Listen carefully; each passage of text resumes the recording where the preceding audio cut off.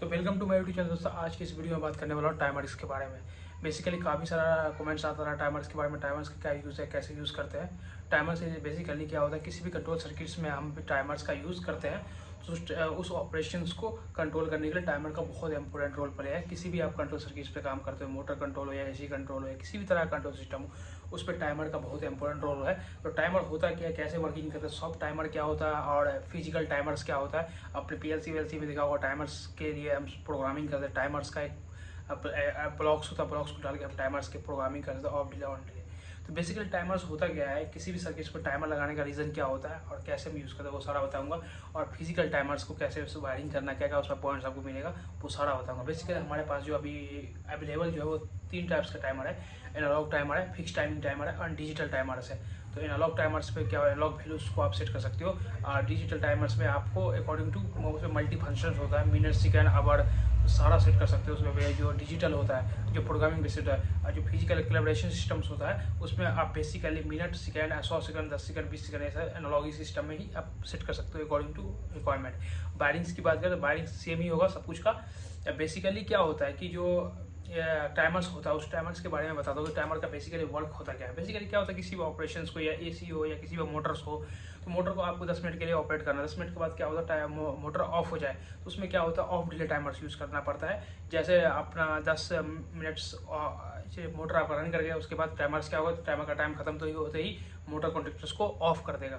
एक ये होता है। और सेकेंड ये होता है कि क्या होता है कि किसी भी वॉशिंग करने के लिए पहले फॉरवर्ड जाती है फिर रिवर्स आती है, तो उसके लिए टाइमर्स यूज होता है कि 10 सेकंड फॉरवर्ड चलेगी, 10 सेकंड रिवर्स चलेगी। एक टाइमर्स लगा दोगे आप तो यह टाइमर्स क्या करेगा, जब फॉरवर्ड 2 टाइमर्स होगा, फॉरवर्ड रिवर्स का, तो फॉरवर्ड वाला टाइमर्स ऑन होते फॉरवर्ड मोटर चलेगी 10 सेकंड, 10 सेकंड का फॉरवर्ड वाला टाइमर्स आपका ऑफ हो जाएगा, फिर रिवर्स वाला ऑन हो जाएगा, रिवर्स कॉन्ट्रेक्टर ऑन होगा, फिर रिवर्स मोटर चलेगी। ऐसे तरह ऑपरेशंस को हम टाइमर से कंट्रोल करते हैं। बेसिकली टाइमर्स का काम ये होता है किसी भी सिस्टम को अपने टाइम के अकॉर्डिंग कंट्रोल करना, तो उस समय आपको टाइमर से रिले का यूज़ करना पड़ा। बेसिकली टाइमर्स क्या होता है, एक रिले होता है, रिले को ऑपरेट करने के लिए एक टाइम की मैकेनिक्स को ऐड कर दिया जाता है, उसको बोलते हैं टाइमर या टाइमर रिले बोल सकते हो। बेसिकली उसके अंदर भी जो फंक्शन होता है वो रिले की तरह होता है। वो रिले ऑपरेट होगा अकॉर्डिंग टू टाइम, तो वो टाइमर हो गया। और वो रिले होगा basic operate to depend on command, तो वो रिले कहलाता है। चलो बेसिकली एक फिजिकल टाइमर्स पर मैं एक्सप्लेन कर देता हूँ। ये रिक्वेस्ट करूँगा दोस्तों, मैंने काफ़ी सारा वीडियो यूट्यूब चैनल पर अवेलेबल है, कॉन्ट्रैक्टर्स से related, electrical, PLC, BFD, hydraulic, pneumatics, बहुत ज़्यादा मैंने वीडियोस बनाए जो कंटेंट्स आपके पास नहीं पहुंच पाया हो, तो प्लीज़ एक बार विजिट कीजिए हमारे चैनल पे, चैनल विजिट करके प्लीज़ वॉच कीजिए इस वीडियो को।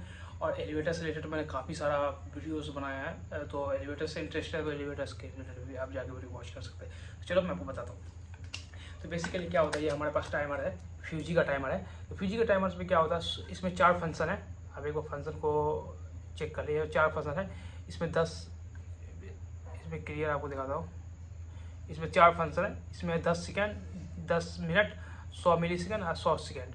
तो ये 4 फंक्शन है। तो ये बता रहा है कि इसके अंदर एक स्विच है, स्विच को आप कैसे शिफ्ट करोगे तो स्विच ये टाइमर्स काम करेगा। तो यहाँ पर देखो, यहाँ पे एक स्विच है, तो स्विच के अकॉर्डिंग आपको जो भी आपका सेटिंग्स है, 10 से इसको 100 सेकंड के लिए यूज़ करना चाहते हो, 10 मिनट के लिए, जो भी है आपको यूज़ करना है। इसमें 10 सेकंड है और 10 मिनट है, 100 सेकंड है और 60 मिनट है।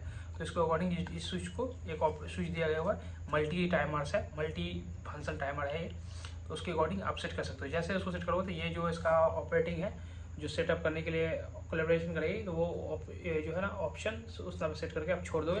तो बेसिकली क्या होगा, ये टाइमर जब ऑन होगा, ऑन होने के बाद उतना टाइम को काउंट करेगा, उतना टाइम पूरते ही इसका जो ऑपरेशन है एनओ एनसी, जो एनसी है वो एनओ बन जाएगा, एनओ एनसी बन जाएगा। तो आपको एक नॉर्मल ओपन, नॉर्मल क्लोज का कमांड मिल जाएगा, उसके अकॉर्डिंग आप सिस्टम को कंट्रोल कर सकते हो। तो आप सबसे पहले इसमें क्या होता है, हर एक का टाइम सब में पॉइंट्स होगा।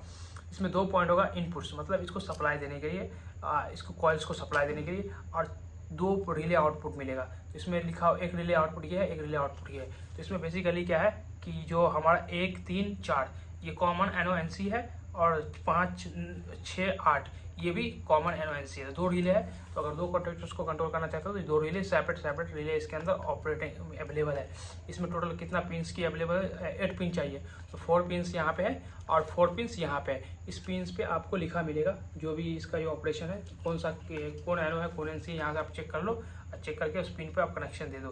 तो बेसिकली मैं जो वीडियो बनाऊंगा तो उस पर मैं कॉन्ट्रैक्टर्स लूँगा और काफ़ी कंप्लीटली वीडियो बनाकर वो दिखाऊंगा कैसे वर्क करता है, सारा कुछ मैं बताऊँगा। अभी बेसिकली टाइमर्स का इंट्रोडक्शन है, ये होता है उसका सेटिंग करने के लिए और ये होता है उसका मल्टी रेंज को सेट करने के लिए।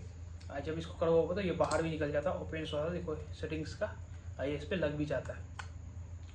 इसको सेट इस पर आप लगा सकते हो, इसका जो कटिंग में डालोगे तो ये अपना आप सेट हो जाता है। इसे सेट करके आप किसी भी कटोगे। तो ये फिजिक मल्टी रेंज टाइमर है। मैं डिजिटल टाइमर्स और एनालॉग फिक्स्ड टाइमर्स का भी कंप्लीट वीडियो अपने यूट्यूब चैनल पर डालूंगा और बताऊंगा आपको। ये बहुत ज़्यादा यूज़ है, अगर इलेक्ट्रीशियन हो या आप इंजीनियर हो या कुछ चीज़, बहुत ज़्यादा इसका इंपॉर्टेंट यूज़ होता है सॉफ्ट में। अगर इसको आप हार्ड में समझ गए तो फिर प्रोग्रामिंग जो होता है पीएलसी में भी आपको समझ में आ जाए। पीएलसी में ये सॉफ्ट में होता है, प्रोग्रामिंग बेसिक होता है, उसमें किसी तरह का फिजिकल टाइमर नहीं चाहिए होता है। मैं ये रिक्वेस्ट करूँगा यूट्यूब चैनल को सब्सक्राइब करें, हमें सपोर्ट करें। मैं बहुत इंपॉर्टेंट वीडियो अपने यूट्यूब चैनल पर लाता हूँ। Thank you for watching.